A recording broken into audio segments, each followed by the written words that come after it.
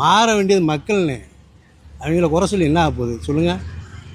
யாருக்கு பின்னால் போகிறோம், எதுக்கு போகிறோம், ஏன் போகிறோம்னு தெரியாமல் போய் இப்படி கொத்தா கவர்மெண்ட் தான் சொல்லியிருக்கு பெண்கள் வராதிங்க, குழந்தைங்க வராதிங்கன்னு. அதை ஏன் அவர் விஜயே சொல்லியிருக்காரு வராதிங்கன்னு கேட்குறாங்களா? அப்போ சொன்னதை கேட்கலன்னா யார் தப்பு? போலீஸ் எவ்வளோ சொன்னதை கேட்டால் தானே பண்ண முடியும். நீங்கள் ஆரம்பத்தில் வீடியோ பார்த்தீங்களா?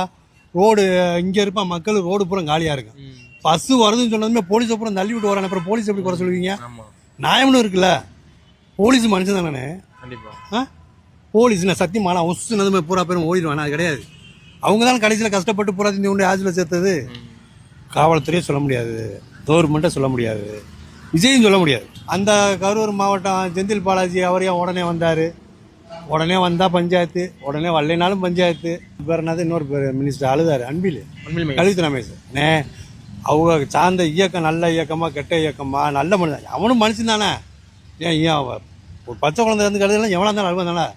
இப்போ நம்ம இந்த செல்லில் பார்த்து அழுகிறோம்ல, அதெல்லாம் தவறுன்னு சொல்ல முடியாது. துக்கத்தில் நாளை கெட்டவன் அழுகக்கூடாதா? நல்லவன் மட்டும்தான் அழுவானா?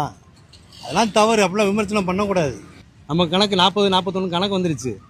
ஆனால் அவங்கள பொறுத்த வரைக்கும் 10 லட்சத்தில் 40, மீதி 9,99,960 இருக்கான்ல, அதில் ஒரு 60 பேர் செத்துட்டு போகிறார். மீதி 9,99,900 பேர் இருப்பான்ல, அவங்க கணக்கு அதுதான். பொதுவாக சொல்கிறேன், உனக்கு எங்கே போச்சு அறிவு? நீ செத்த உன் ஆத்தாளுவா, நீ செத்த உன் பொண்டாடி தாலியப்பா, நீ செத்த உன் பிள்ளை ரோட்டில் நிற்கும். உனக்கு எங்கடா போச்சு அறிவு?